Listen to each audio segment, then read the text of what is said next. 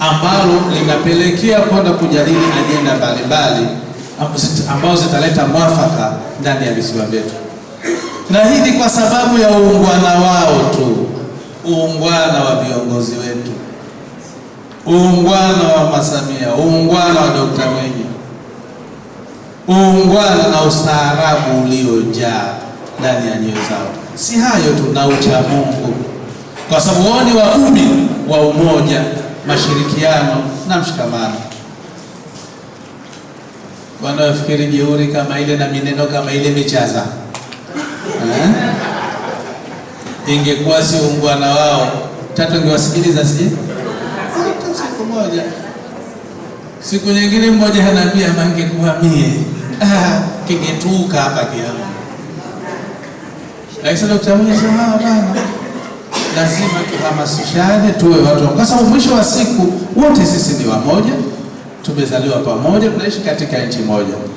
Kwa hiyo tunachukua fursa hii kumpongeza sana sana sana Mheshimiwa Rais wa Zanzibar na mwenyekiti wa Baraza la Mapinduzi, na tunatoa ridhaa zote wana Kaskazini Pemba waendelee na mazungumzo kwa kadiri ambavyo wamejipanga viongozi wetu ambao wamepangwa pale. Nimalizie kwa kusema, tunasema umoja ni nguvu, utengano ni dhaifu. Kuna watu wachokozi, hata hilo lililopita hilo la mazungumzo ya maridhiano, watu wachokozi wanasema maneno tele, mpaka wanatupigia simu baadhi ya wananchi wetu, hivi mbona maneno yangu haya? Endeleeni kupiga dua ili tuwe wamoja, kwa sababu ndio nia ya viongozi wetu. Lakini maneno yasikuumize. Wanaokwenda kukaa kujadili ni weledi wakubwa sana wote.